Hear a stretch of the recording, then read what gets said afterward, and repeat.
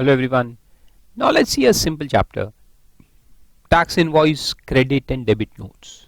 Very simple and very procedural. Not much to explain, but lot of things to remember. Okay. So tax invoice means the invoice that we issue to the recipient. The supplier has to issue an invoice to the recipient. So that is called as tax invoice, in which all the details have to be mentioned, including the amount of tax, the value and the amount of tax, and lot of other details. Then if you supply exempt goods or something like that on which the tax is not there, then you have to issue a bill of supply. Then if it is found that the value that we have written in the invoice is actually less, by mistake we have written a less value and the amount to be claimed is more, so then what we have to do is issue either a supplementary invoice for the extra amount, or else you issue a debit note. You issue a debit note to the recipient that look, you have to pay me 50,000 extra. So when we issue a debit note, we have to again charge GST on the amount of debit note also. So originally I have given you invoice of 5 lakhs, and then if I am increasing the value by 50,000, I have to charge GST on that 50,000 also, right? So I'll issue a debit note along with the GST on that debit note. And suppose if I'm giving you some kind of a concession or a discount or a refund, you can say, I've taken excess amount from you, so I have to give you a refund for that. So for passing on the refund, I'll have to issue a credit note. I'll have to issue you a credit note, and also the corresponding GST on that amount. Like I have taken 5 lakhs from you and now I'm refunding 1 lakh. So when I'm refunding 1 lakh, I'll have to correspondingly refund the GST also on that 1 lakh. So I'll mention that, pass on the amount to you. And in that case, what will happen is that since I have refunded the GST to you, I will reduce that amount from my GST liability of that period, because I have already paid the GST to government. Now I have refunded it to you also. So I'll have to reduce it from my tax liability. So suppose I collected the original 5 lakh from you in the month of January and deposited that tax to the government. In May, I'm refunding the amount to you. So I will reduce that much amount from my GST liability for the month of May. Subject to a condition, obviously some of you might have thought about this, that what if ITC has already been taken by the recipient? If you have already taken ITC, then what? So yes, the question is very apt and proper. You will have to reverse that much credit. If you have taken credit of the original amount of GST, which later on I refund to you in part, then you will have to reverse your ITC to that extent, to the extent I refund it to you. So you have to reverse your ITC and I can reduce my tax liability on this side. So it should correspond. If you are not reducing your credit, then I cannot reduce my liability. Okay? Or if I reduce my liability, you have to reverse your credit. Both have to go hand in hand. So all these points we'll study in this chapter. So let's see, very simple chapter. It says a registered person supplying taxable goods. So first subsection is for goods. Now a lot of intricacies we'll see. The time for issue of invoice and how the invoice is to be issued, what is the format of the invoice, what are the contents of the invoice, all these points we are going to see. So a registered person supplying taxable goods shall, before or at the time of removal of goods for supply to the recipient, where the supply involves movement of goods or delivery of goods or making available thereof to the recipient in any other case, issue a tax invoice showing the description, quantity and value of the goods, the tax charged thereon, and such other particulars as may be prescribed. Prescribed means by rules. So what it says, that in case of supply of goods, if movement is involved, there are two supplies given there. Supply which involves movement of goods, supply which does not involve movement of goods. Movement means there is a transporter in between. There is a carrier. So I have a factory in Nagpur. I deliver the goods to the transporter. I hand over the goods to transporter. So that is called as removal of goods. So as soon as the goods are removed from my factory,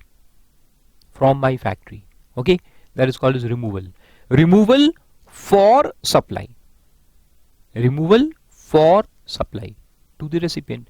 So whenever the goods are to be dispatched from the factory, means remove from the factory, remove from the shop, remove from the godown, remove from the warehouse, at that point of time I have to make the invoice. Okay, I'll have to make the invoice immediately as soon as the goods are removed from my premises for supply to recipient. So what I have to do is make an invoice before I hand over the goods to the transporter for carrying it to your place. Okay, and I'll also have to give one copy of the invoice to the transporter, that is the second copy. It is for transporter. First copy is for you, the recipient. Second copy I have to give to the transporter. Third copy I will keep with myself. So I have to make invoice in 3 copies, 3 sets: original, duplicate and triplicate. Okay, so that's how it goes. And the second point applies when there is no movement involved. So in this case you just come to my home, my shop, and purchase the goods. I have a kirana shop. You come to my shop with your bag, because now plastic bags are not allowed. So you bring your bag.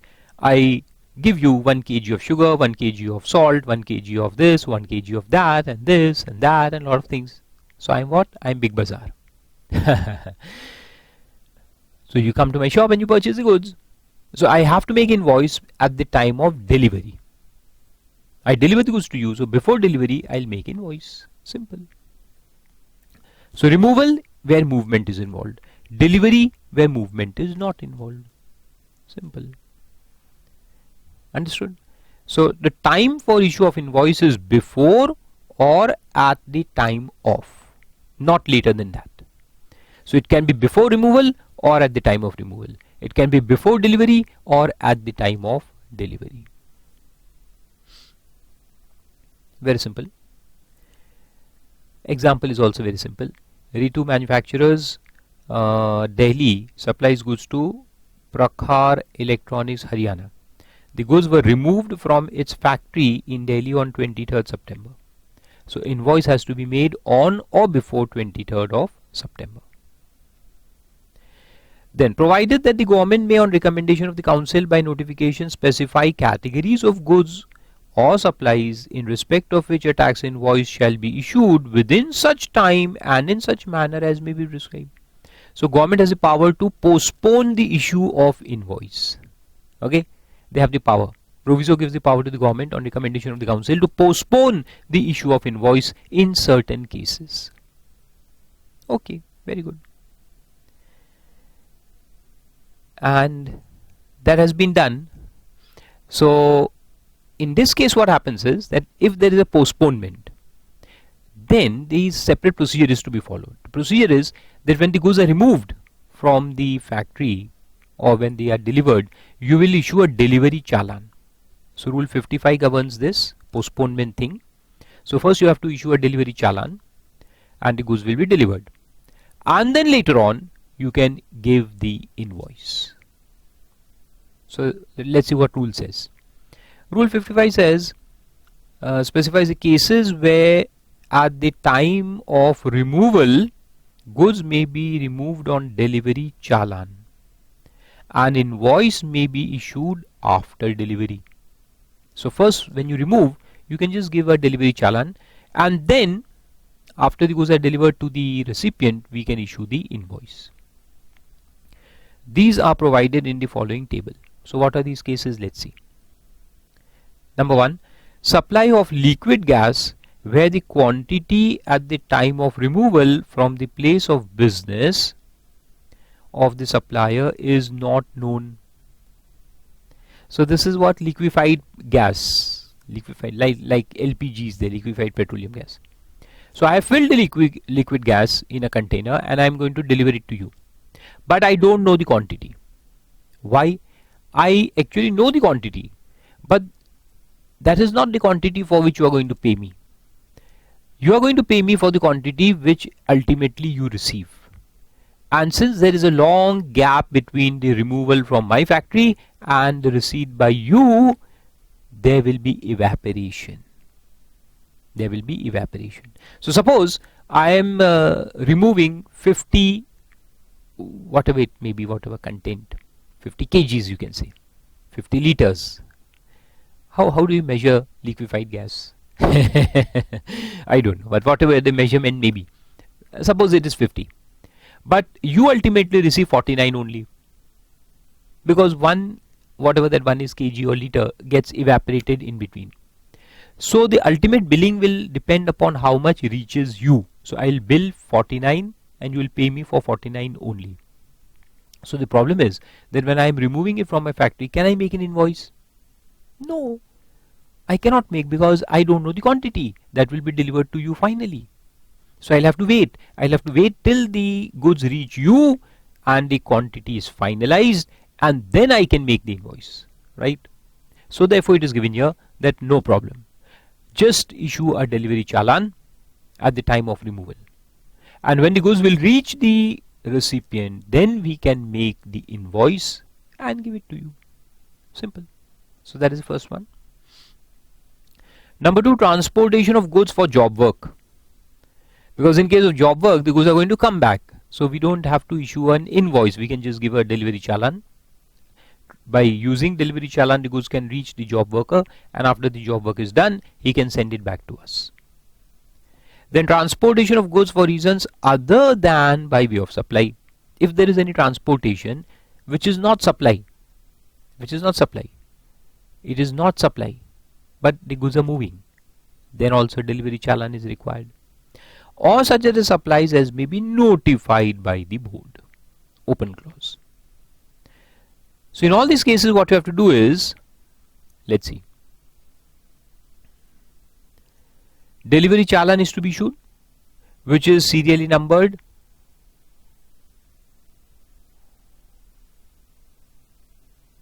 not exceeding 16 characters. The number should not exceed 16 characters. In fact, for all of them, for invoice, for delivery challan, for credit note, for debit notes, all of them have to be serially numbered. And the law requires them to be not more than 16 characters. 16 is the maximum characters you can have. In one or multiple series, it can be one series or multiple series, like X1234, Y1234, Z1234. You can have multiple series for different kinds of supplies. At the time of removal of goods for transportation. So this delivery challan has to be issued at the time of removal. And particulars of delivery challan, what you have to mention in that delivery challan, that is also given. Date and number of the challan. So number is that serial number. Then name, address and GSTIN number of the consignor, that is ours if registered. Name and address and GSTIN number of the consignee if registered. HSN code and description of goods. Quantity. Provisional, where the exact quantity is not known. Then taxable value. Next point. So quantity is to be mentioned, and if suppose in that example that I gave you, that I am removing 50 but it may not reach you, you may receive only 45 or maybe 49. So in that case we'll mention it as provisional quantity. Okay. And if quantity is known, then we'll write the actual quantity. Then taxable value, then tax rate and tax amount, and tax amounts have to be mentioned separately as central tax, state tax, integrated tax, union territory tax and cess. And place of supply also has to be mentioned in case of interstate movement, and the signature, which is normally the digital signature. So all these points have to be mentioned in the delivery challan. And it has to be prepared also in triplicate, just like invoice. Original copy, first copy is for consignee, means it will reach you. The second copy, called as duplicate copy, is for the transporter, and the triplicate copy is for us, the consignors. And declaration in e-way bill. Now this is a concept which we are going to study later on, that where goods are being transported on delivery challan in lieu of notice, means instead of invoice, the same shall be declared in the e-way bill also. So the e-way bill that we'll prepare will mention the number of delivery challan and not invoice.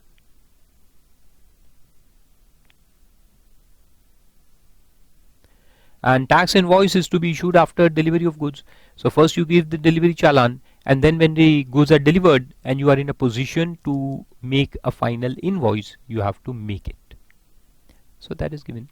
That where the goods being transported are for the purpose of supply to recipient, but the tax invoice could not be issued at the time of removal of goods for the purpose of supply, the supplier shall issue a tax invoice after delivery of goods. The next point is goods transported by SKD or CKD condition or in batches or lots. SKD means semi knockdown. Semi knocked down condition. And CKD means completely knocked down condition. There is not much of a difference. But what it means, like bicycles. Bicycles are removed in a completely knocked down condition. The factory which manufactures bicycles doesn't assemble it into a bicycle. They just manufacture parts, and then they put these parts in containers and remove it to the dealer. The dealer then assembles all these parts to make a cycle. So that is called as completely knocked down. Semi knockdown means a few parts will be put together and a few will be stored separately and the thing will be removed, like gym equipments and all.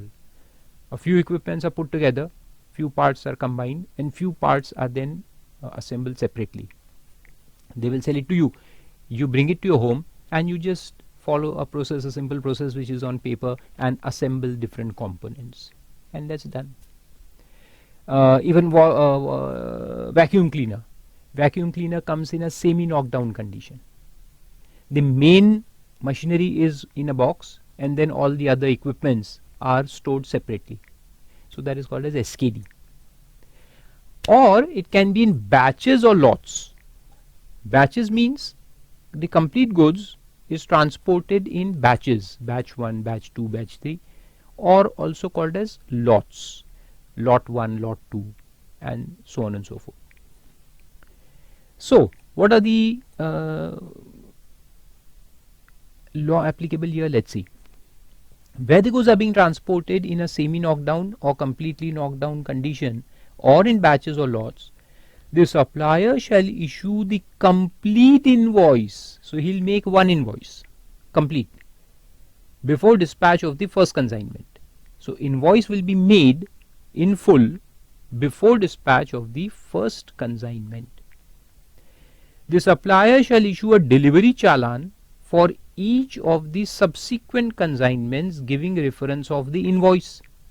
So because there will be several dispatches, so each dispatch will be under a delivery challan in which we will mention the invoice number. This original invoice number will be mentioned, the reference will be given. Copies of the corresponding delivery challan shall accompany each consignment along with the duly certified copy of the invoice. So when the goods will move from my factory, I will issue the delivery challan plus a certified copy of the invoice, because I cannot give invoice separately. Invoice will be one, but if the dispatches are say 10, then for each consignment I will have a photocopy of that invoice certified, and the original copy of the invoice shall be sent along with the last consignment. So ultimately when the last consignment will go, then I will hand over the original copy of the invoice. So I'll make the original copy before the first consignment, but I will send it along with the last consignment, and in between whatever dispatches take place, I'll give a delivery challan plus photocopy of the invoice, certified copy of the invoice. And when the last consignment will go, then I'll hand over the original copy also. Then registered person making taxable services, supplying taxable services. So subsection 1 was for goods, subsection 2 is for services. Let's see. Services shall before or after the provision of service but within 30 days from the date of supply of service issue a tax invoice. And for banks and insurance companies and NBFCs, non-banking financial companies, this time is 45 days. So in case of service, either you can make an invoice before giving the service or you can make it after, but within how much time? 30 days. 30 days for normal services, and for banks and insurance companies and NBFCs the time is 45 days. They can issue an invoice within 45 days of this service. Provided that the government may, on recommendation of the council by notification and subject to conditions as may be mentioned therein, specify categories of services in respect of which any other document means they don't have to make the full invoice, but they can make some other document which will suffice as an invoice. Other document issued in relation to supply shall be deemed to be a tax invoice, or a tax invoice may not be issued. 2 points. One, which says that some other document will also suffice, and number 2, that you don't have to issue tax invoice. You are exempted from issuing tax invoice. 2 concessions can be granted. So one, I can give a simple example like railway ticket. When you buy a railway ticket, air conditioned railway ticket, the ticket which is issued to you is also considered as tax invoice. So they don't give you a separate tax invoice. This ticket itself is considered as a tax invoice. So that is example of 1. And I don't know the example of 2. There are no notifications right now, but government has the power to notify categories of services where tax invoice will not be required to be issued altogether.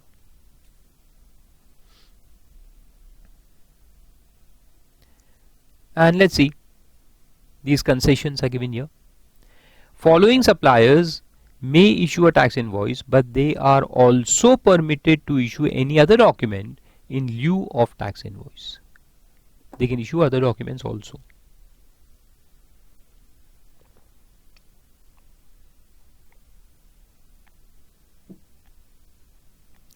Who are they? First, insurance company.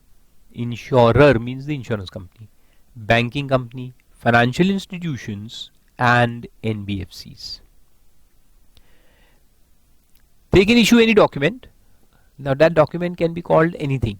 You can call it as a whatever you want to call them. Like in case of bank, when we go to obtain a DD, we have to submit that a form. There is a simple form for demand draft. We fill all the details and then we submit the amount, and the DD is given to us along with a commission. So on the DD commission, the bank charges the GST. But what is the document? Do they give us a formal invoice? No. The slip that we have filled itself is considered as tax invoice. That is considered as a document. So it can be a slip, it can be a challan, it can be a memo, it can be something, anything. You can call that document by any name, but that document can be given. And there are 2 points here: optional information and mandatory information. The optional means it can or it may not have this information. So this information is optional, means it may or may not have this information.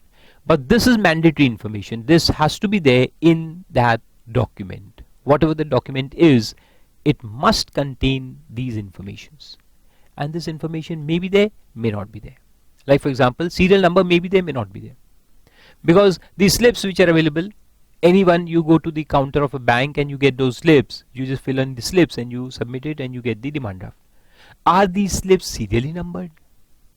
No, because they are lakhs in number and lying at any branch of the bank. Hundreds of copies are lying there. So bank cannot make them serially numbered. So therefore it says serial number may be there, may not be there.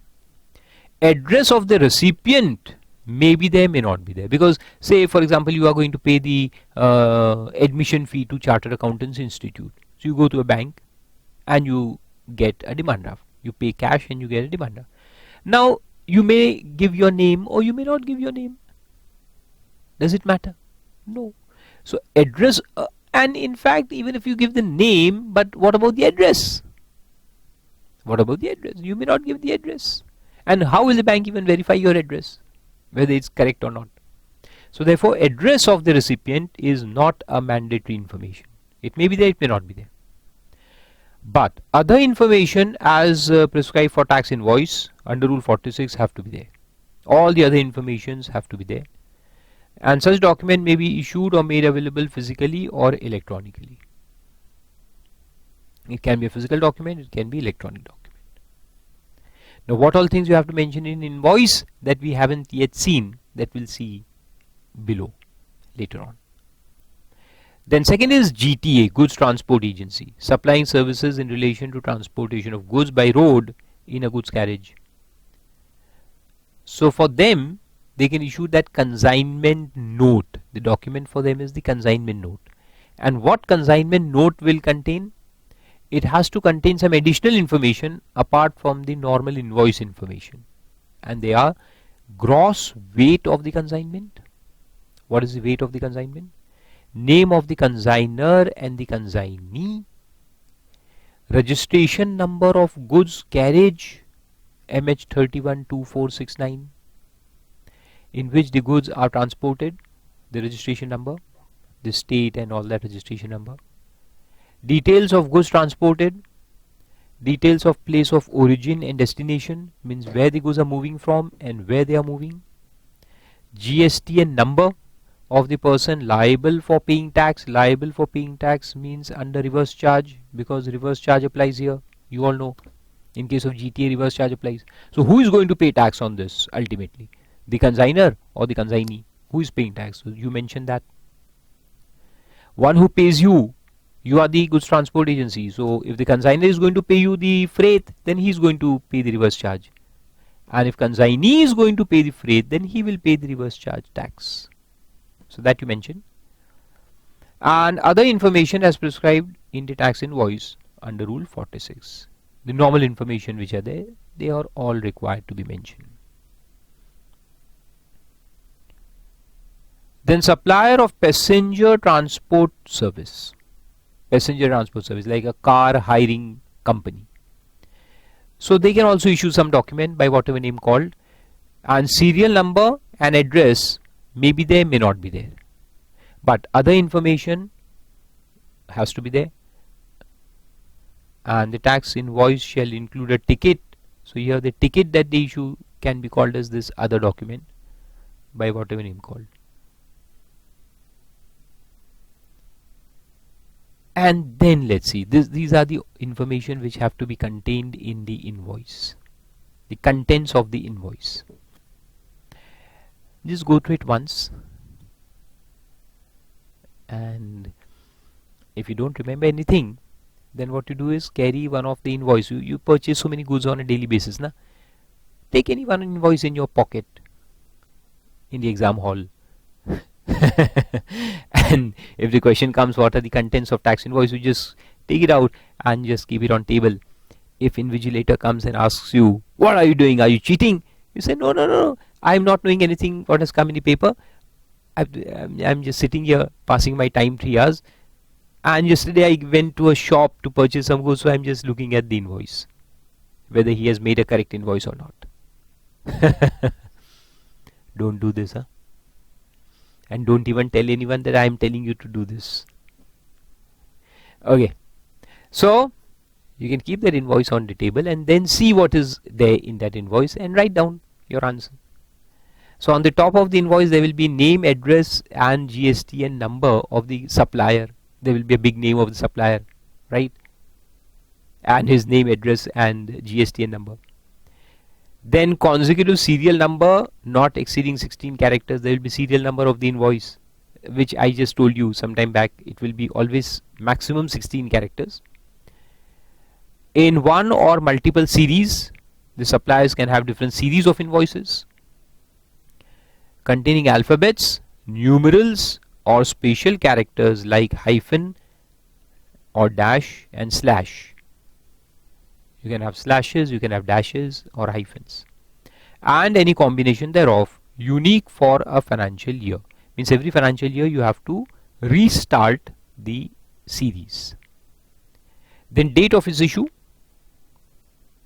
the name, address and GST and number of the recipient if they are registered people. Like I am a registered person, so whatever things I buy, I ensure that those people, those suppliers enter my GST and number and other details.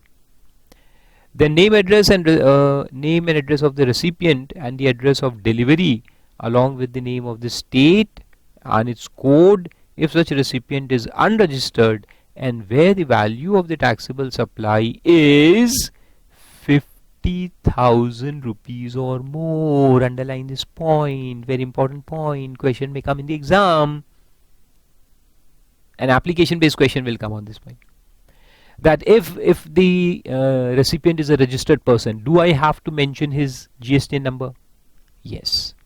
But if he is unregistered, if I supply something to you and you are unregistered, like in our case it is the apt example, you are all unregistered people. Yes. So when I supply the things to you, when I supply the goods to you, I take your name, address and every other detail. Now we automatically take it because you purchase on my site. So when you purchase on my site, you have to mention your name, you have to mention your address and other details. So it is already incorporated in the invoice. Okay. But suppose if you come to my shop, if I have a shop in the town, you come to my shop and you buy goods worth 70,000, that is more than 50,000, then do I have to mention your this thing details? So let's see.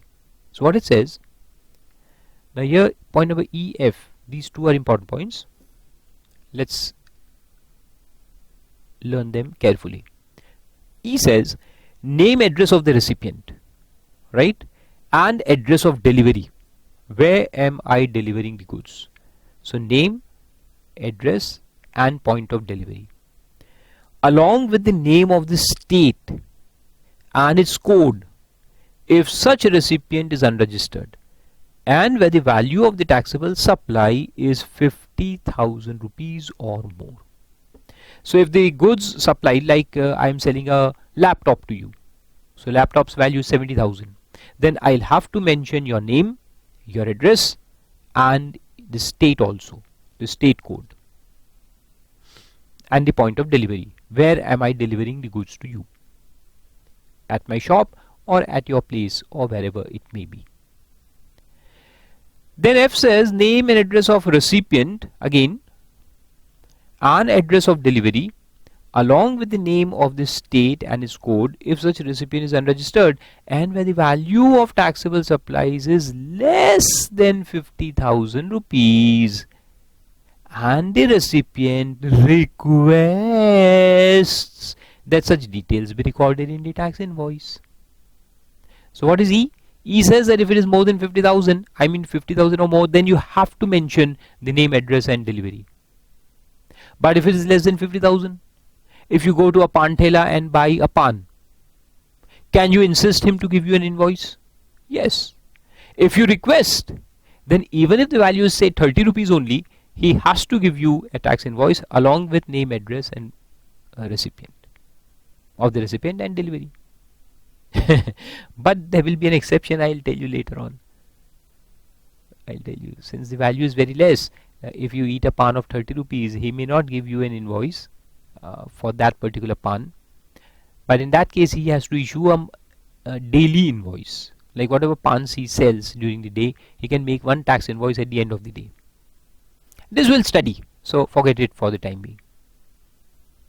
It will come.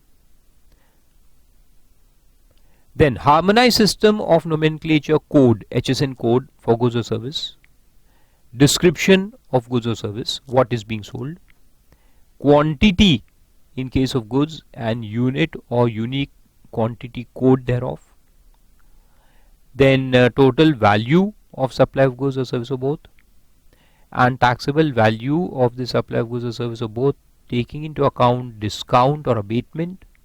If there is a discount or abatement, we'll have to mention that also.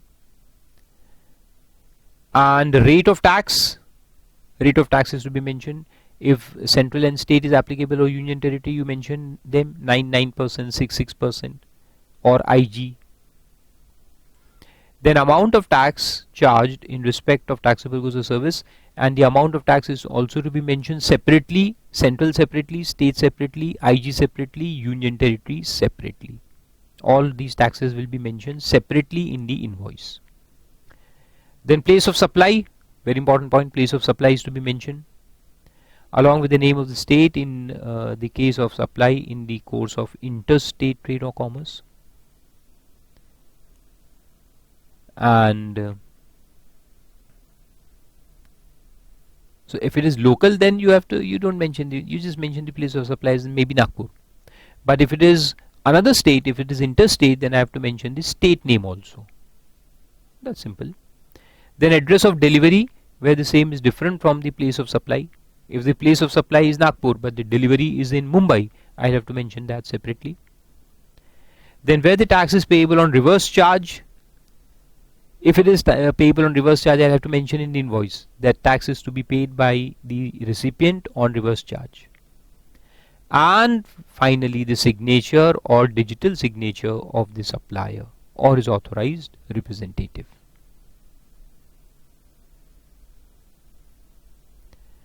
The number of HSN digits to be mentioned, like we just saw that HSN code has to be mentioned, but how many digits you have to mention? So there is a notification on that.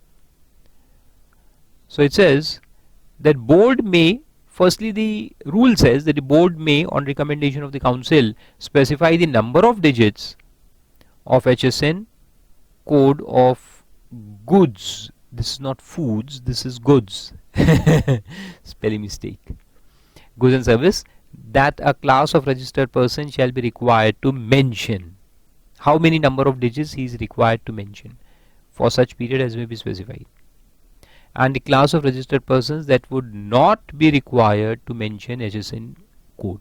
So there can be people who are exempted altogether from mentioning HSN code, and some people will be there, but how many number of digits they have to mention. So let's see. That notification is given below, 12/2017, which says that those people whose annual turnover is less than or equal to 1.5 crores, they are not required to mention HSN code. Means very small dealers, because they will not even know the HSN code of their goods. A small kirana shop selling 1000 items, is he going to find out the HSN code for each item and mention it separately? No, not required. So those who are very small dealers, turnover is less than or equal to 1.5 crores. 80 means aggregate turnover. They are exempted from mentioning HSN code. Then those who have turnover of 1.5 crores to 5 crores will mention 2 digits, and having more than 5 crores turnover will mention 4 digits. A simple question may come. Then invoice in case of export of goods or service.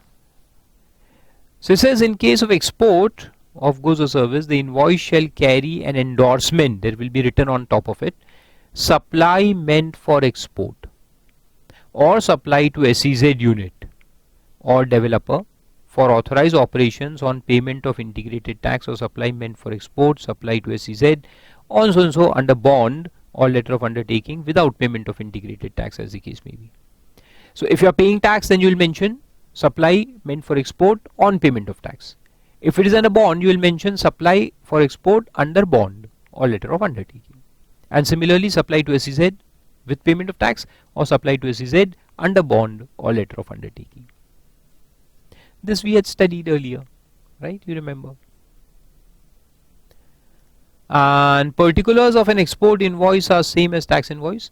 However, where recipient is unregistered and the value of supply is 50,000 or more, instead of the name of state and its code, in case of export invoice, the name of the country of destination is to be mentioned. Obviously, in India to India sale, we mention the state where the goods are going, But if this is foreign, export is going to foreign country. So how will you mention the state? So you will have to mention the country's name where the goods are being exported.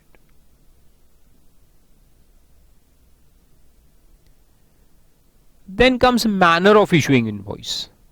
How many copies and all. So this is also simple. Invoice shall be prepared in triplicate. Triplicate means 3 copies in case of goods. Okay, in case of goods there will be 3 copies. The original will be marked as original for recipient. This you have to mention. These words you have to mention on the top of the invoice. Original for recipient. Duplicate for transporter. It will be carried by the transporter along with the e-way bill. And triplicate for us, for our record, that is supplier. Then the invoice shall be prepared in duplicate means 2 copies in case of services. In services there will be 2 copies. The first for the consignee, that is for the recipient, and the second for the supplier. There will be nothing for the transporter because service doesn't need a transporter. Does it? No. So there will be only 2 copies. Recipient copy and supplier copy. And the serial number of invoices issued during a tax period shall be furnished electronically through the common portal in form GSTR1. When we submit the GSTR1, there is outward details, outward supply details. We'll have to mention the number of the invoices that have been issued. Then notwithstanding anything contained in 1 and 2, a registered taxable person may within 1 month from the date of issuance of the certificate of registration and in such manner as may be prescribed, issue a revised invoice against the invoices already issued during the period beginning with the effective date of registration till the end of issuance of certificate of registration to him.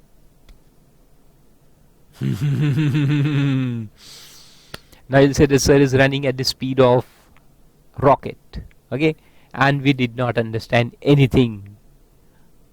I was running because I knew that you were not going to understand anything. So now let me tell you what this means. Now we saw registration chapter, last chapter, right? So in registration, what did we see? That if a person becomes liable to registration on say 2nd of March, he may make an application. So he may make an application within 30 days.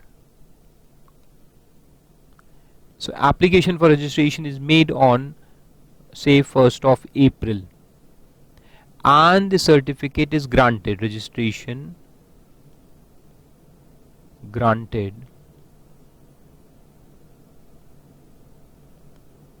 on say 7th of April. But this registration is effective from which date? It is effective from 2nd of March. That is the date when you become liable for registration, right? So the registration is effective from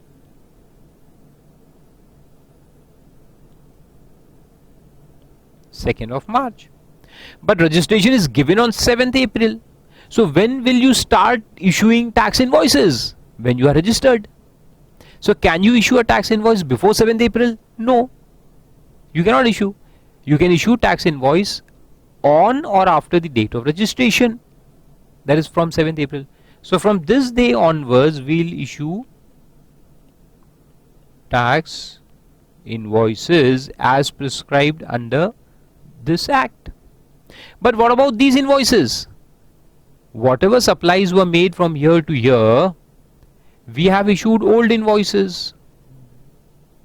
And those invoices may not be complying with this section because they were our accounting invoice, normal invoice. So all those old invoices will have to be revised. So all these old invoices that you have issued during this time will be revised. And now you have to issue a formal tax invoices against those old invoices.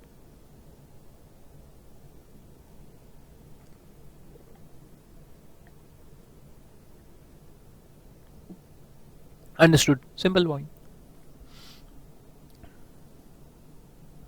So that is given here. that where a registered taxable person may within 1 month from the date of issuance of certificate of registration. So this revision you have to do within 1 month from the date of issue of registration. Issue a revised invoice against the invoice issued earlier, already issued, during the period beginning with the effective date of registration. Effective date of registration is when you become liable, till the date of issue of certificate of registration to him. So certificate was issued to him on 7th of April and he was deemed to be registered from 2nd of March. So all the invoices that you have already issued from 2nd March till 7th April will have to be revised. Then the proviso says, provided that a consolidated revised tax invoice, consolidated revised tax invoice. So instead of issuing one revised invoice for every one original invoice, because in this 1.5 months time, as we saw, you could have issued thousands of invoices. So are you going to make revised invoices against each original invoice? It will become too long process. So then a concession is given. What it says? Provided that a consolidated revised tax invoice may be issued in respect of all taxable supplies made to, underline, a recipient who is not registered under the act during such period. To a recipient. Now they have given a recipient. I don't know why, but that is what is written in law, so you have to follow it.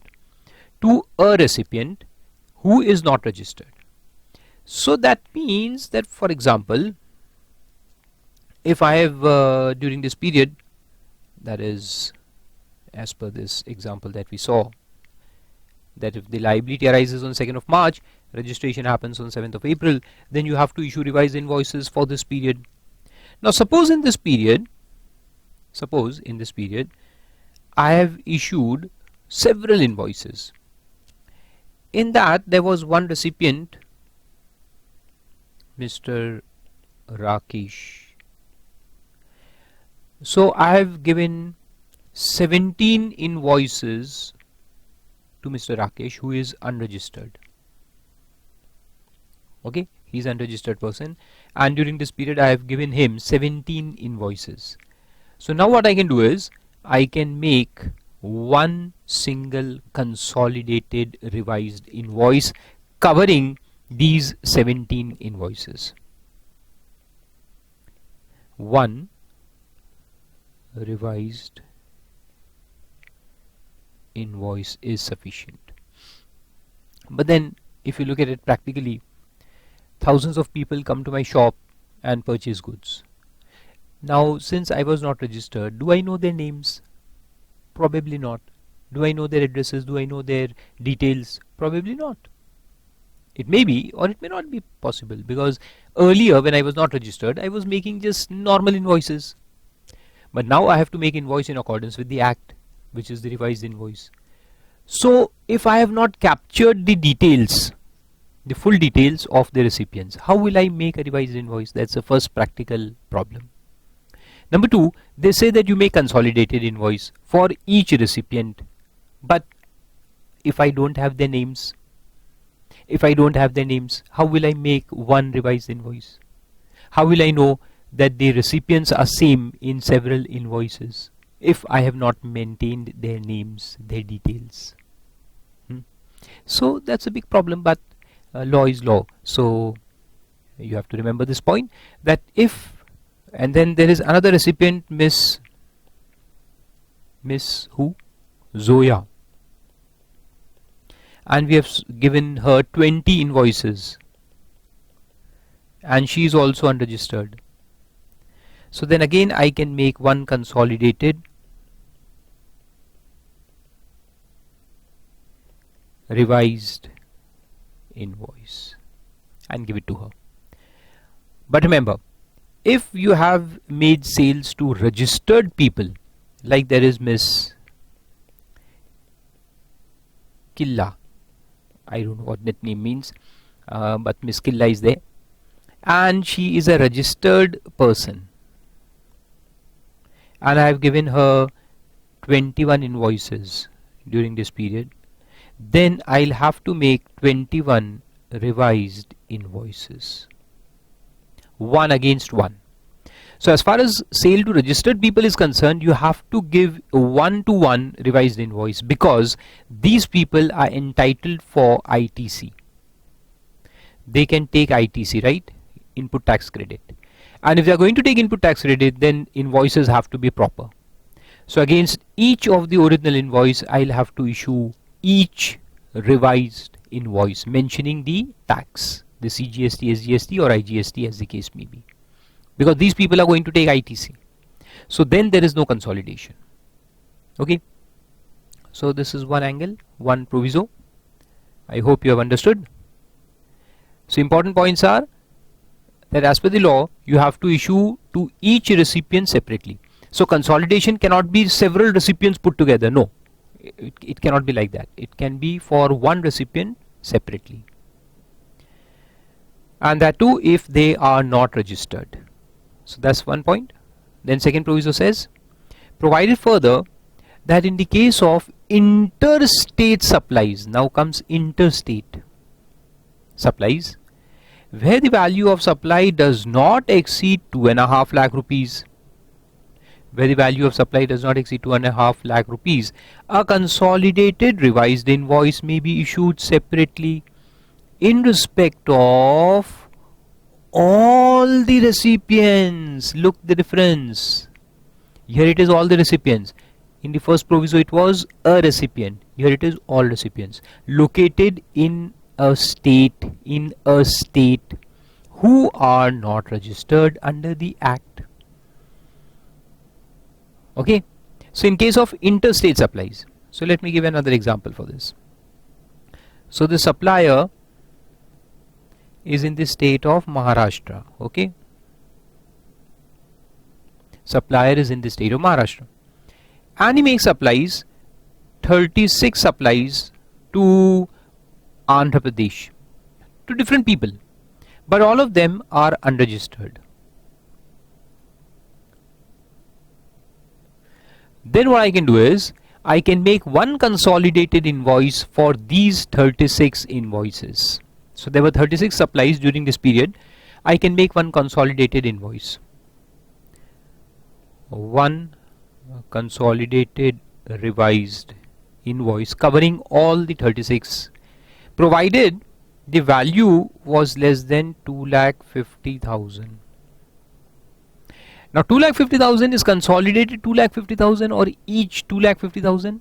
Each 2,50,000. Less than 2,50,000 each. So if every supply, each of these supplies were for value of less than 2,50,000, then I can make one consolidated revised invoice. The value of consolidated revised invoice may be more than 2,50,000. Like there were 36 supplies of 1 lakh each. For example, 36 supplies of 1 lakh each to unregistered people in that state. Then I can make one consolidated revised invoice of 36 lakhs. Okay. But again, if these supplies interstate, there were another say 18 supplies to Bihar, but these are to registered. Okay, out of 18 say 12 are unregistered and 6 are registered dealers. Then what will happen? These 6 invoices will be made 1-to-1. This will be 1-to-1. Revised invoices have to be 1-to-1. But for these 12, and provided they are all less than 2,50,000 each, then they can be consolidated and put together into one revised invoice. So this can be consolidated into one revised invoice if the value is less than 2,50,000, and if the value was more than 2,50,000, then a separate revised invoice has to be issued. Understood? So 3 points you have to remember. In case of interstate supplies, 3 points to remember. If the supply is to registered person, then separate invoice. One revised invoice for one original invoice. It has to be separate.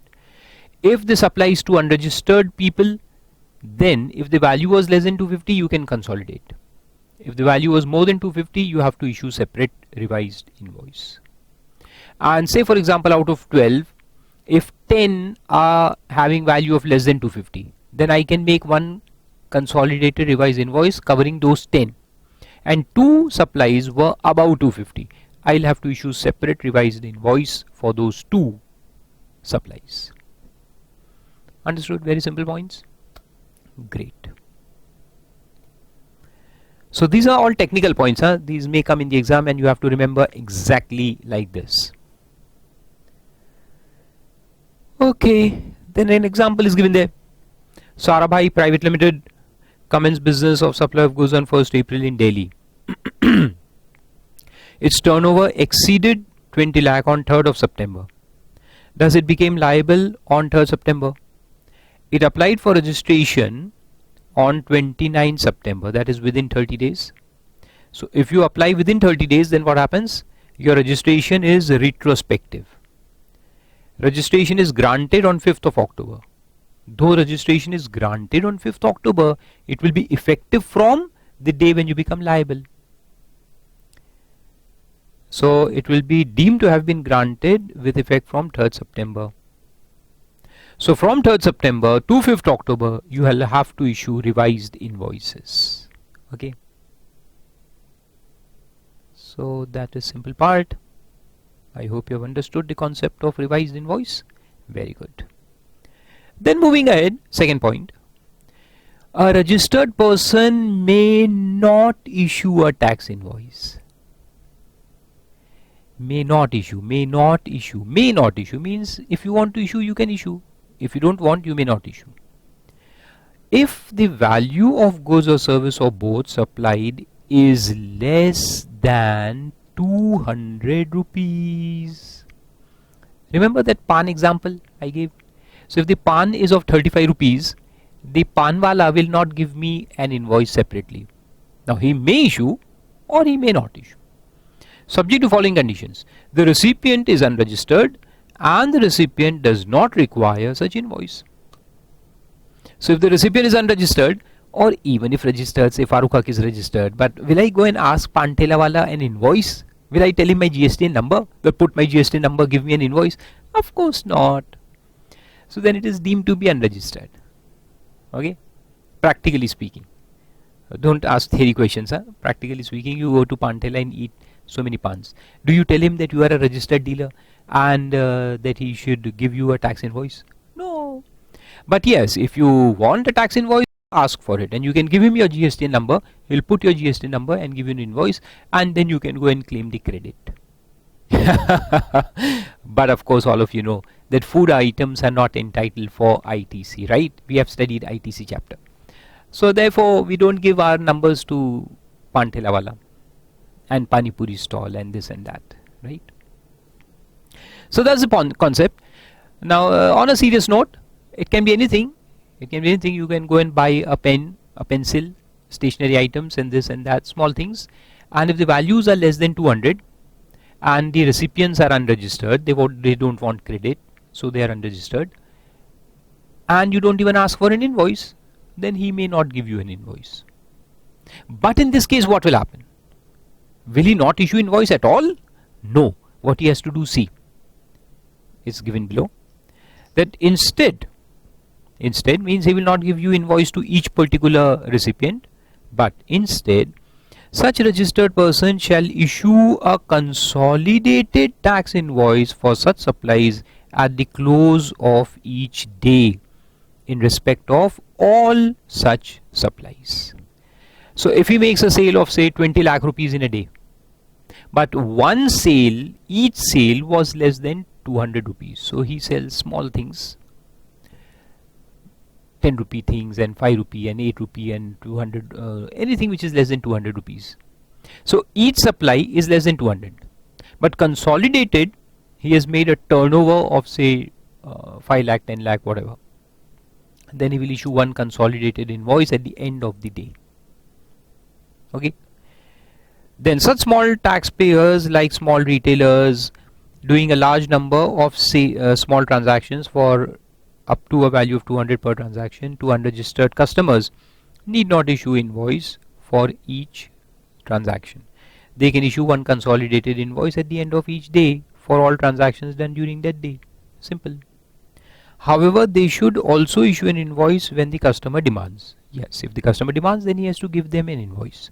And if the customer is a registered person and he discloses his GST number to us, then we have to issue a separate invoice. And all the above provisions are also applicable to bill of supply. Bill of supply, as we'll see after some time, is issued in case of exempt goods. When we are supplying exempt goods, or maybe that composition tax goods, then we'll give a bill of supply, which will be similar to tax invoice, except that we will not mention the tax there. The tax will be missing. So therefore it is called as bill of supply. So all these provisions are also applicable to bill of supply. And an example is given. This example actually came in the exam also in May 18. So let me tell you that Jain and Sons is a trader dealing in stationery items. It is registered under GST and has undertaken the following sales during the day. Raghav Traders, a registered retail dealer, 190. Now, as you can see, the amount is 190, that is less than 200, but he is a registered dealer.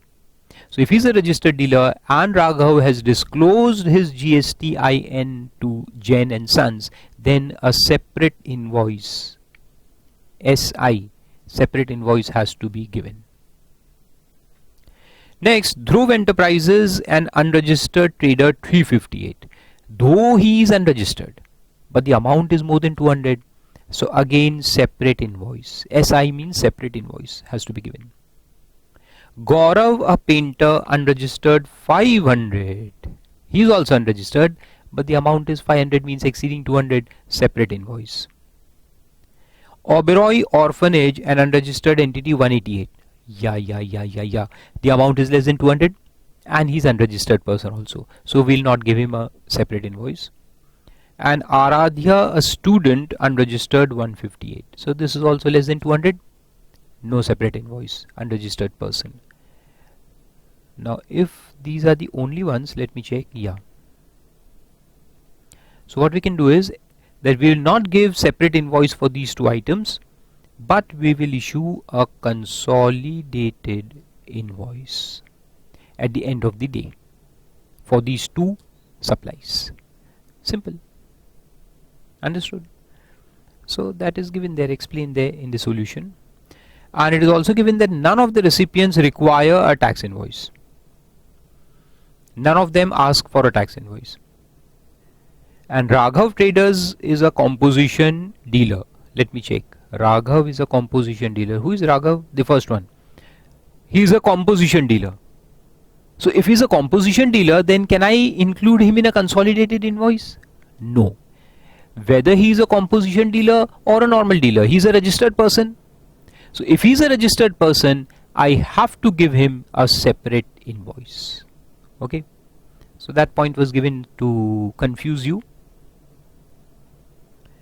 Determine in respect of which of the above supplies Jain and Sons may issue a consolidated tax invoice instead of tax invoice at the end of the day.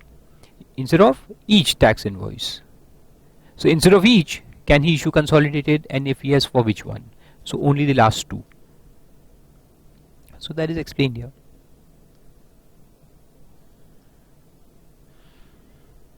Okay. Good. And I have already explained you the answer, so you can just go through it. Then next point, let's see. A registered person supplying exempted goods or services or both, or paying tax under section 10, that is composition. Instead of tax invoice, a bill of supply containing similar particulars have to be issued. So they have to issue a bill of supply instead of a full-fledged tax invoice.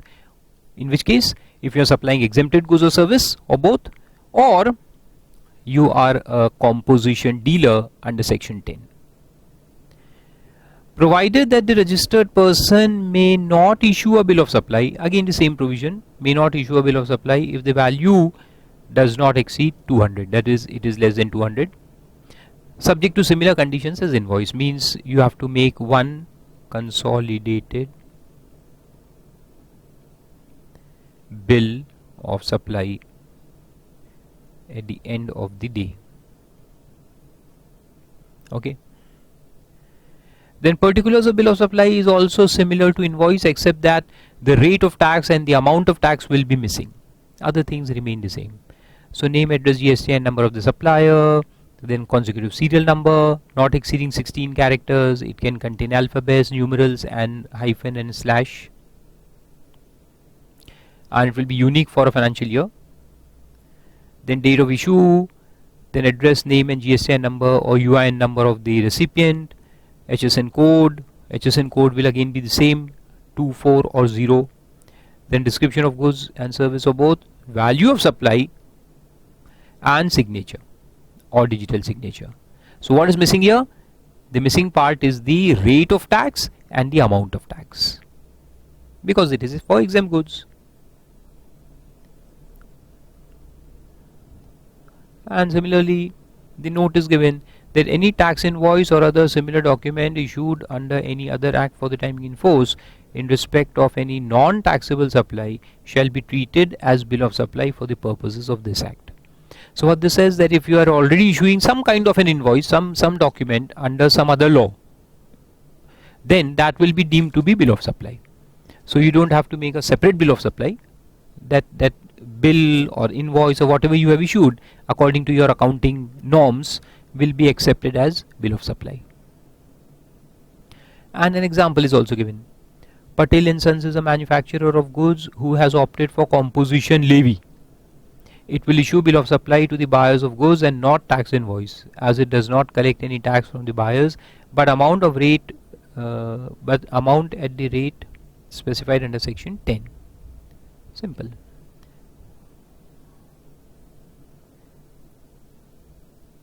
We had seen section 10. Then D point says, a registered person shall on receipt of advance payment. Now let's come to a new point. If you receive advance payment, you are a dealer and you receive advance payment, with respect to any supply of goods or service or both, issue a receipt voucher. That is, you have not yet supplied the goods, you have not yet made an invoice, but you are receiving the amount. Then at the time of receipt of the amount, you have to issue a receipt voucher or any other document containing such particulars as may be prescribed, evidencing the receipt of payment. So you have to issue a receipt voucher in which you will write the name of the person who has given the money to you and evidencing the receipt. And as per Rule 50, where at the time of receipt of advance, rate of tax or nature of supply is not determinable. Now just wait a second here and let me go back a little bit. Now we have seen that in case of advance received, the time of supply becomes the advance received.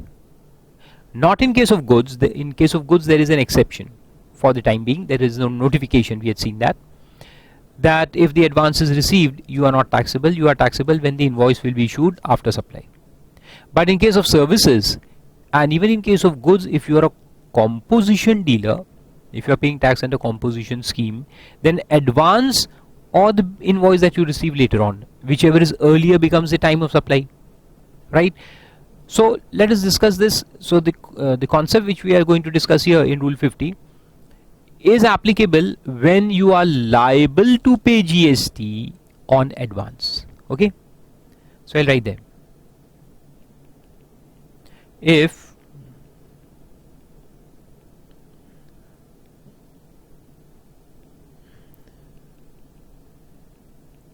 advance received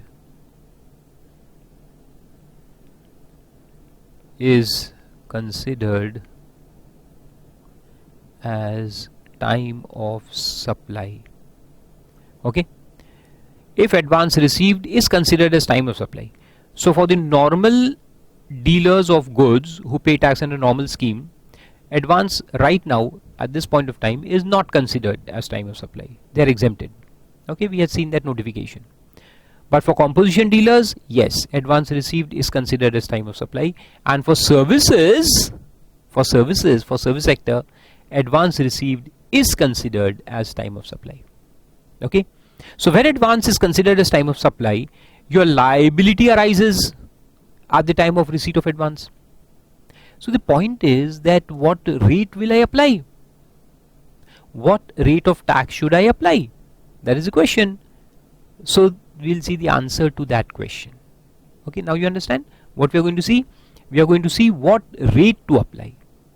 If advance is received and I have to pay tax on advance, what rate?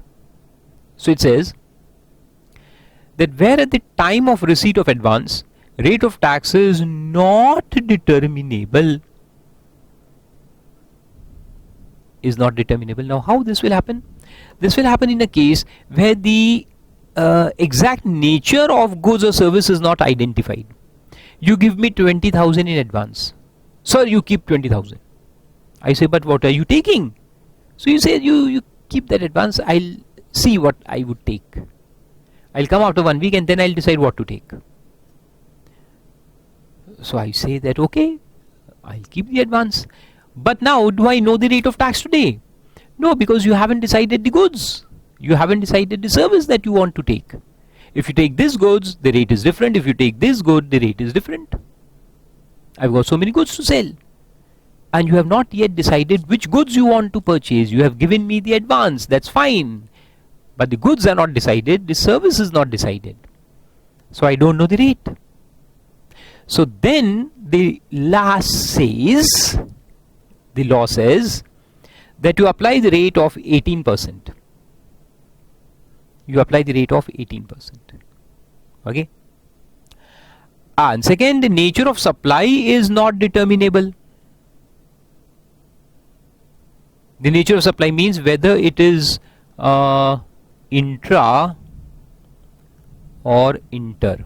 Right now is not determinable.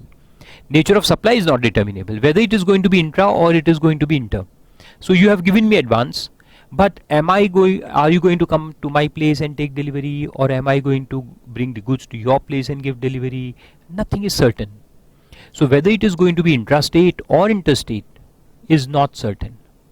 Then the law says it shall be treated as interstate supply. The deeming fiction will be interstate. We will deem it to be interstate. Okay. So one, if the rate is not determinable, you take 18%. So if the goods are identified at the beginning itself, if you have given me advance for what? For goods A, then I know the rate of goods A, I'll apply that rate. But if the goods are not determinable, means the rate is not determinable, then you take 18%. And second, if it is going to be intrastate or interstate is not known, then you deem it to be interstate. Deem it to be interstate means we'll apply IGST and not CGST as GST.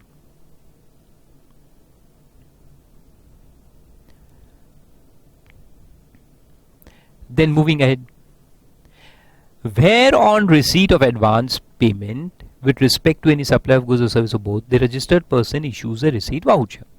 So now you had given me advance, I have given you receipt voucher, we have applied the rate of tax and we have paid the tax to the government as well. But subsequently no supply is made and no tax invoice is issued. Now this may happen. You have given me advance, I have charged the tax. If I know the nature of supply, I'll apply that nature, inter. If I don't know, I'll take it as inter. Secondly, if the rate is known, I'll apply that rate. If the rate is not known, we'll take 18%. So whatever we did. We applied the tax, we paid the tax, everything was done. But later on, after some days, you come and say that, look, Farooq Haque, hey Farooq, I cannot purchase goods due to some reason. I want to cancel my order and take back my advance. So if you want to take back your advance by cancelling the order, means there will be no supply, no invoice, nothing. So then what will happen? So look, it says the said registered person means Farooq Haque may issue to the person who made the payment a refund voucher against such payment. Simple. So earlier I had given you a receipt voucher, now I will give you a refund voucher. And in that refund I'll mention the whole amount as well as the tax amount and refund it to you. Simple. Then point number F says a registered person who is liable to pay tax on RCM.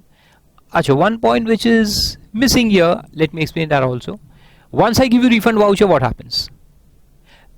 I will mention the amount of tax also in that. So I will reduce that amount from my tax liability of that particular month in which I give you the refund voucher. So suppose I have received advance from you in the month of April and I have paid the tax to the government. In the month of June I give you the refund voucher.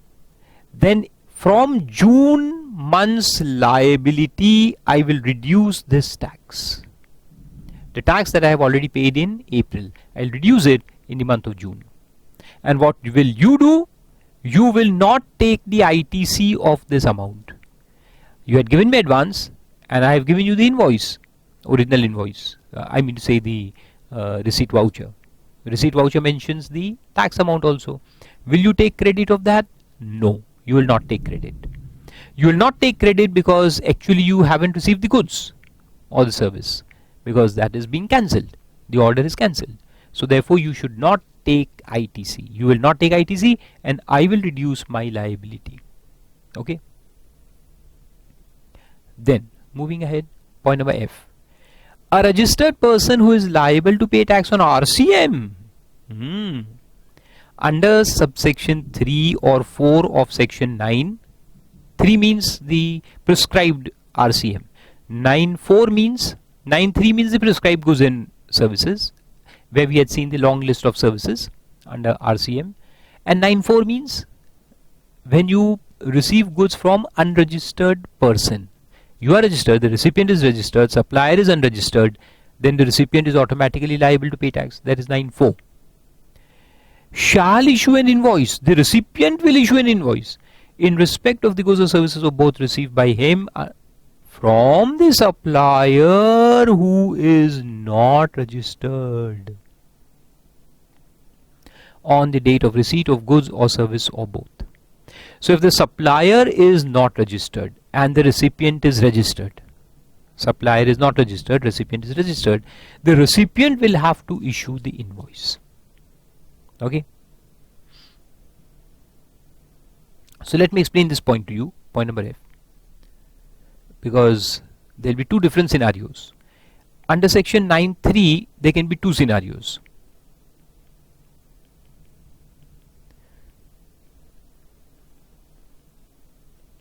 The supplier and the recipient.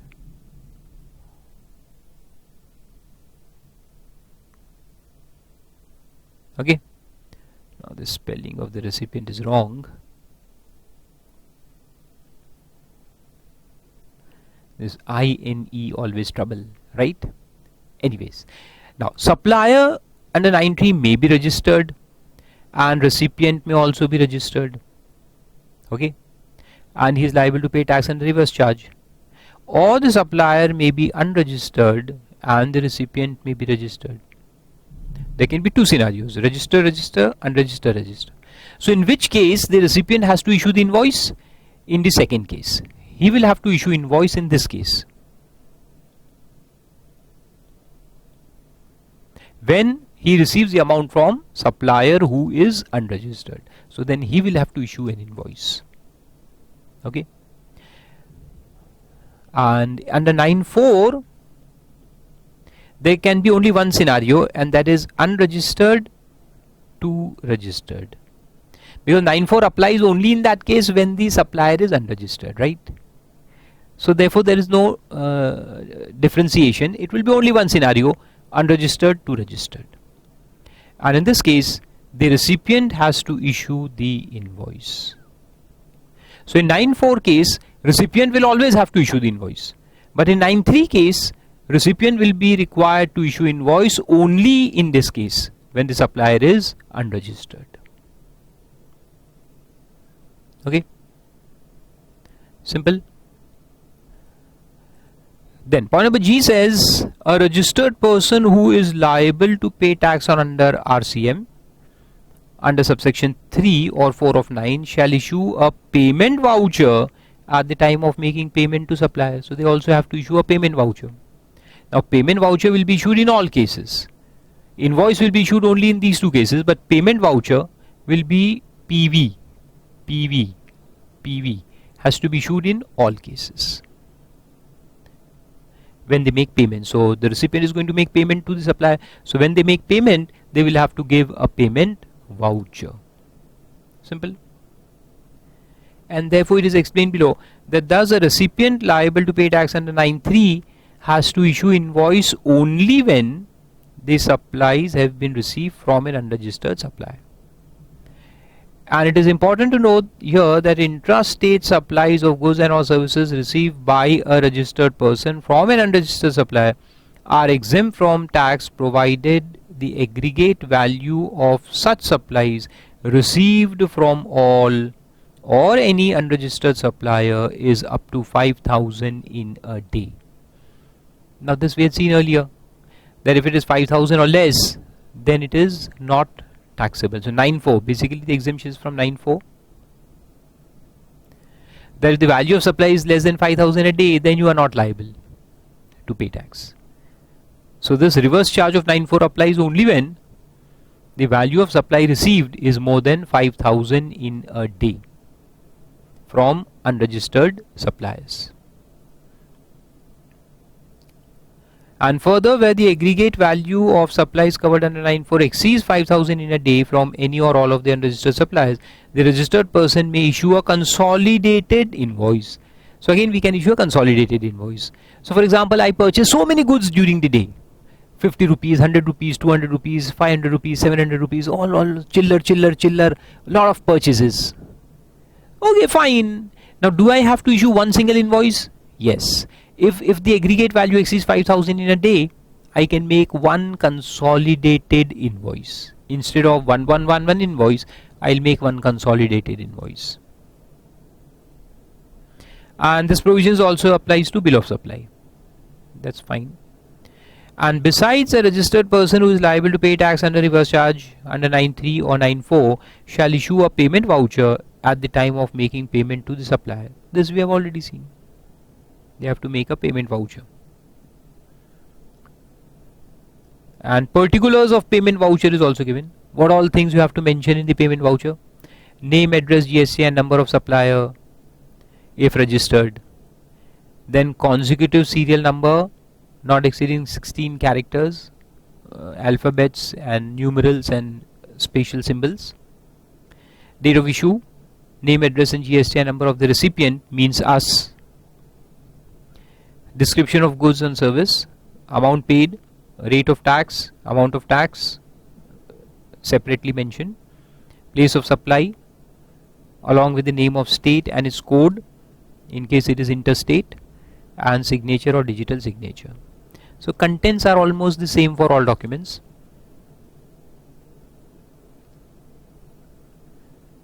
Then in case of continuous supply of goods, new point, continuous supply of goods. Continuous supply of goods take place when there is continuity, like supply of oil, supply of coal, supply of something which is continuous, maybe through a conveyor belt or through a pipeline or something like that.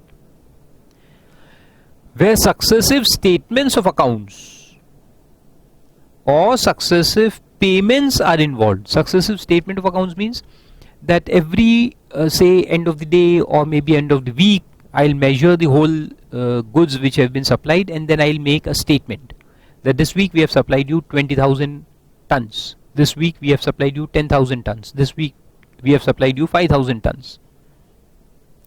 So a statement of account is required on successive base. Successive means maybe every month, maybe every week, maybe every 5 days, whatever has been decided. Or successive payments are involved. You will make payments after every month, after every quarter, after every 15 days.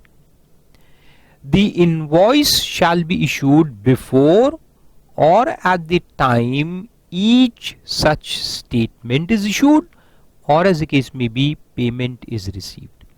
So either it is based upon statement or it is based upon payment. Whatever it may be, I'll have to give you an invoice when I issue a statement or when I receive a payment, as the case may be. This is for goods, huh? And then next one is continuous supply of service. So it says subject to provisions of clause D of section 3, in case of continuous supply of services where the due date of payment is ascertainable from the contract. Due date of payment is ascertainable from the contract. Like for example, mobile bills. So it is already mentioned, contract specifies that the bill has to be paid by these dates. The due date of payment is ascertainable. Every month you have to pay by 15th. Every month you'll have to pay by 17th. The due date is ascertainable. Then invoice shall be issued on or before the due date of payment. So the mobile company issues invoice before that date, before the due date. Secondly, where the due date of payment is not ascertainable, the due date is not fixed under the contract, the invoice shall be issued before or at the time when the supplier receives the payment.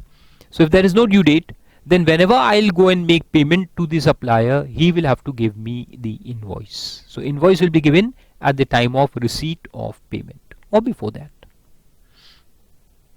And if the payment is linked to completion of an event. Now this example you mentioned buildings, construction contracts. Construction is the best example. Where it is dependent on completion of event, like the builder charges from us that you have to pay 15% of the amount at the time of registration, I mean to say agreement, then 15% when the first slab is cast, 15% when the second slab is cast, third slab, and then for the whitewashing and completion, and so on and so forth. So stages are mentioned, events. So it is dependent upon event, right? The payment is dependent upon events. Then invoice has to be issued on or before the date of completion of that event. So whenever the slabs are cast, the invoices will be issued. As soon as the event is over, the invoice has to be issued. Simple points. Like example is given that Janvi Cinema entered into an annual maintenance contract with Peer Services Limited for 1 year, April to March, for the air conditioners fitted in their theatre. So one is construction, one is annual maintenance contracts. All these are examples of continuous service. As per the contract, payment for the said service has to be made on 7th April. It was fixed that every year you have to make payment on 7th April. However, Janvi Services made the payment on 15th April. Since services provided by Peer Services Limited to Janvi is a continuous supply of service and the due date of payment is ascertainable from the contract, Peer Services had to issue a tax invoice on or before 7th April. That is on or before the due date. As the due date was fixed, you had to issue invoice before the due date. That is 7th April. If the due date was not fixed, there are a lot of AMC contracts where the due dates are not fixed. They are not fixed, but it is understood. Then in that case, we will consider the actual payment date. That is 15th April. So then the invoice would have been issued on 15th April. That is the date of actual payment. Then point number 6 says, in a case where the supply of service ceases under a contract, supply of service ceases means the supply stops before the completion of the supply. Before the completion of supply means the supply cannot be completed. I have given you some amount of supply, but then the service is stopped. Like I have done audit for you for a few months and then you stop my service. Then what happens? The invoice shall be issued at the time when the supply ceases. As soon as the supply ceases, I'll give you an invoice. Invoice to what extent? Full amount as contracted? No. To the amount of services given. So if I have already given to you around 60% service, I'll make an invoice accordingly for 60% service. Okay, another very good example I'll give you. It just came into my mind. We go to a restaurant and we are very hungry. When we enter the restaurant, we are super hungry. So when the menu card comes in my hand, I make several orders. I say, okay, First you bring me this paneer butter masala, dry, as a starter. Then you bring me this starter, then you bring me this soup, then you bring me this salad, and then you bring me this main course, and this and this and this, and 10-15 chapatis and 10-50 rice plates, and so on and so forth, because we are very hungry. Now 2-3 dishes are being served, and by the time we finish the starter, we feel that we are already full. But then it just strikes my mind that I have given so much of order. My God, who will eat all this food? So I'll call the waiter. Hey, waiter, hey, please come here. Can you cancel my order? Can you cancel the next 5 things that I've ordered? So he says, okay, let me check. So he goes and checks in the kitchen whether those things are already made or not. If they're not made, he'll come and tell us that, okay, I'm cancelling the further things that you had ordered. So that is this point. So what it says, that invoice will be given to the extent of supply. So whatever things have already been supplied, that will be accounted for in the invoice. Simple. So the original contract was for many things, but we cancel the contract in between. So in that case, whatever work has been done, invoice has to be issued to that extent. And then point number 7 says, notwithstanding anything contained in subsection 1, where the goods being sent or taken on approval for sale or return, goods sent on approval, are removed before supply takes place, the invoice shall be issued before or at the time of supply, means time of approval. Supply takes place when the approval takes place. And I have sent some goods to you for approval. So when I send those goods, I would have issued the delivery challan, right? And not the invoice. But I have given you 6 months, say 4 months time to see whether you want the goods or not. Now you communicate your acceptance on expiry of 2nd month. So as soon as you communicate your acceptance, means approval, means supply. So then supply takes place. As soon as supply takes place, I'll give you an invoice. Or if I have given you 9 months to check whether you want to take it or not.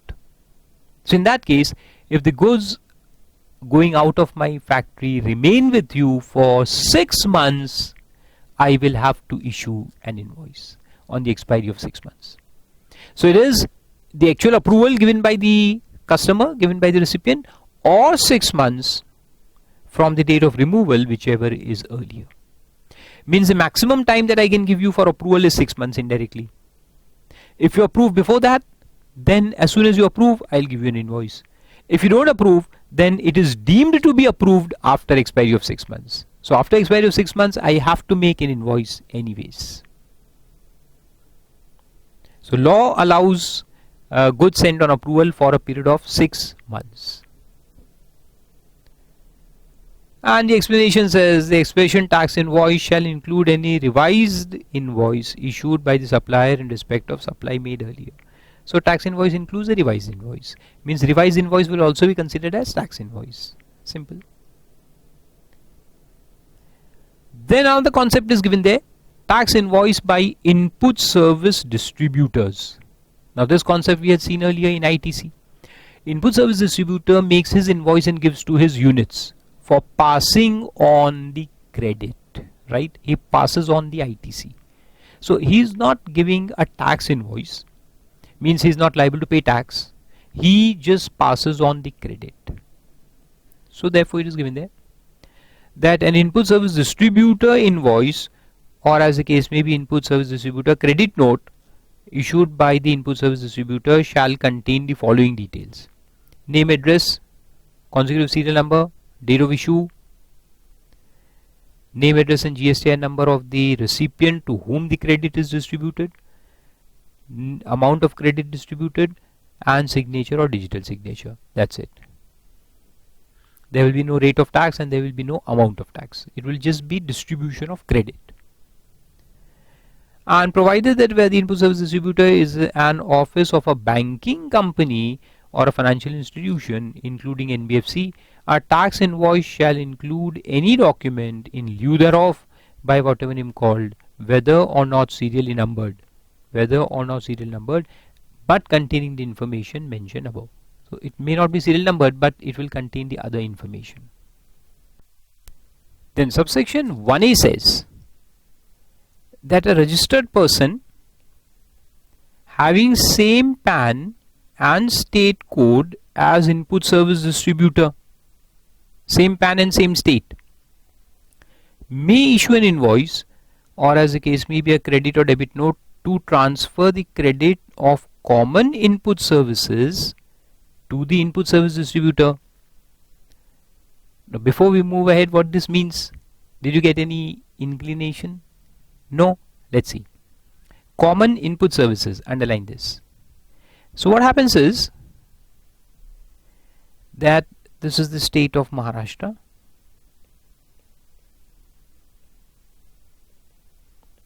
Here I have got my FHC office, which is a registered office, registered premises, and I have also got registration as ISD, because I have got offices in other places also.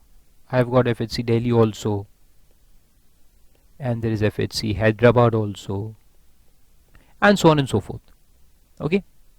Now there might be some service which is received here. I receive a service at my FHC registered office in this name. Okay. And this service is a common service which is also utilized in these two places. So what will I do? My registered office will issue an invoice to the ISD. So I'll give an invoice to ISD, or later on credit debit notes as the case may be, and transfer the credit here. And then this ISD will distribute this credit amongst my other offices. There is FHC Delhi, FHC Hyderabad as the case may be. So we are talking about this invoice. Understood? Great. See again, now you'll understand. Registered person FHC having the same PAN and code as ISD. So my FHC as a registered person and FHC as ISD have same PAN and same state code, may issue an invoice. So FHC office can issue an invoice to FHC ISD or a debit or credit note to transfer the credit of common input services, because these services, the invoice represents those services which are also used by my other offices. They are common in nature, to the ISD. So I can issue invoice to ISD, which shall contain the following details. Now what are the details? Let's see. Details are all the same. Name, address and goods and service tax number of the registered person having same PAN and same state code as input service distributor, means FHC Nagpur office, the registered office. Serial number, date of issue, and GST number of the supplier of the common service. The supplier from whom we have received the invoice will mention his details. Just a second.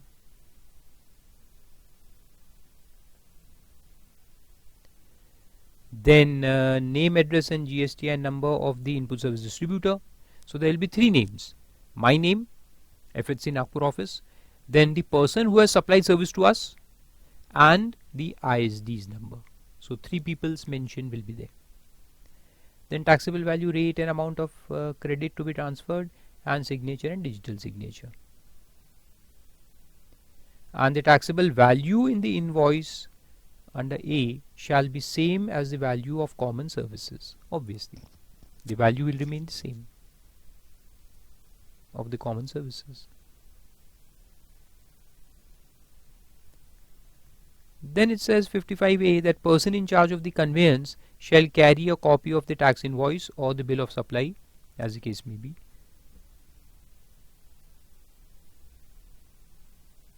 In a case where such person is not required to carry an e-way bill under these rules. So e-way bill we'll see later on, then you will understand this point. So even if there is an exemption of e-way bill, you still have to carry the invoice and the bill of supply copies. And then two sections are there at the last, very simple ones. 33 says amount of tax to be indicated in tax invoice and other documents. So amount of tax is to be written separately, that we have already seen.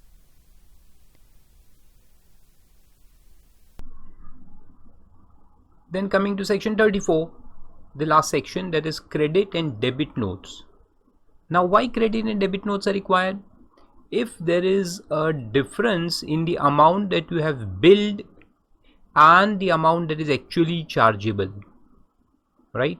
So suppose if you have billed 10,000 but the actual chargeable amount was only 8,000, then you will issue a credit note to the other party for the difference amount, because the amount is to be reduced. So if the invoice amount is to be reduced, then you will issue credit note, right, to the other party, to this recipient of goods or service. And in the reverse case, if the amount is to be increased or enhanced, then you will issue a debit note, right? So you will debit the other party, means I want more money from you. So that is it. So let's see, very simple section, that where one or more tax invoices, so it can be one or it can be more than one, have been issued for supply of any goods or services or both, and the taxable value or the tax charged.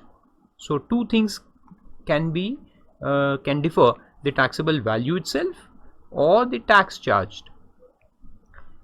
In that tax invoice is found to exceed the taxable value, means the value exceeds the actual taxable value, or the tax payable in respect of such supply.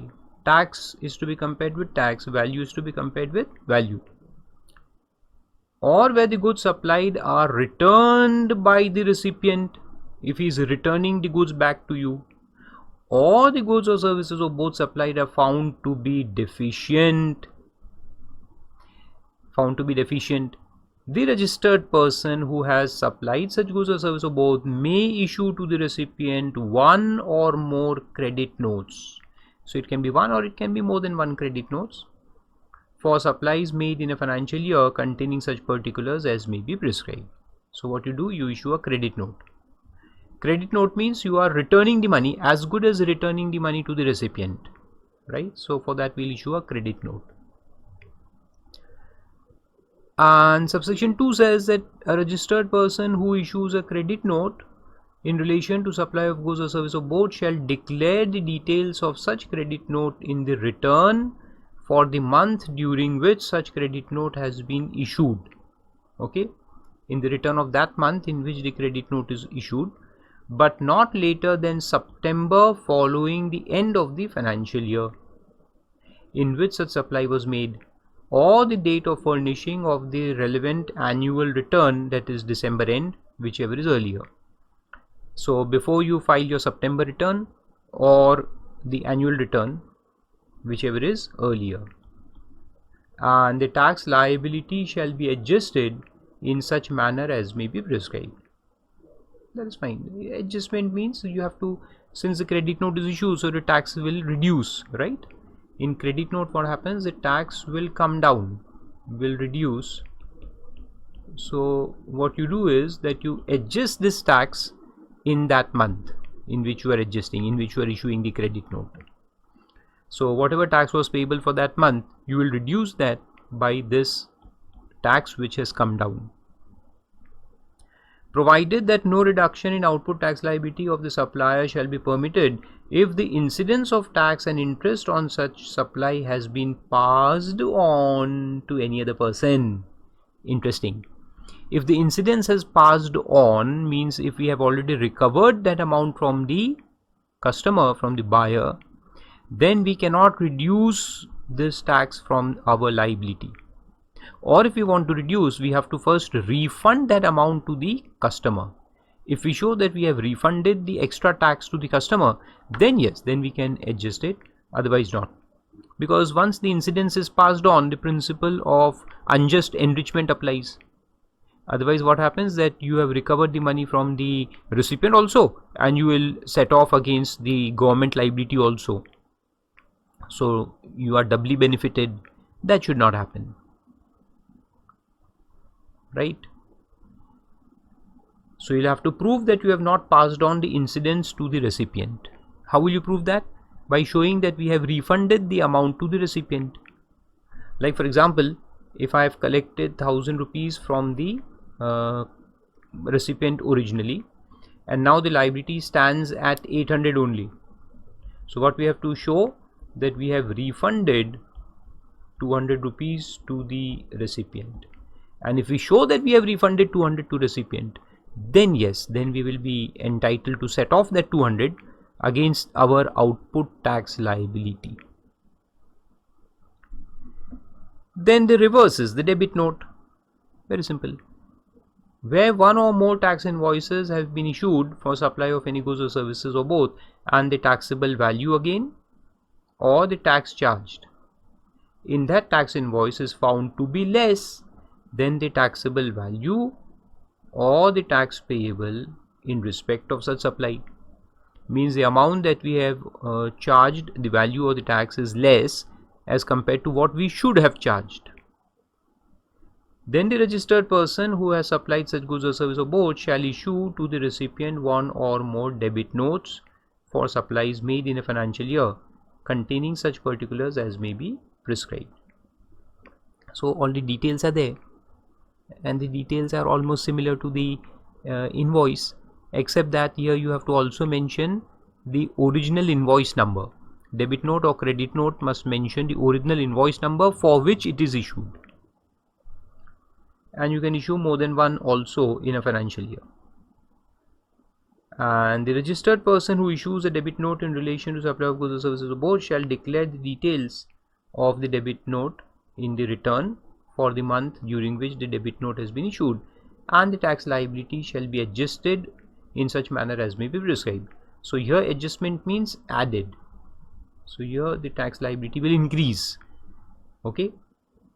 And when you issue a credit note, your tax liability, output tax liability is reduced, and when you issue a debit note, your tax liability will stand increased.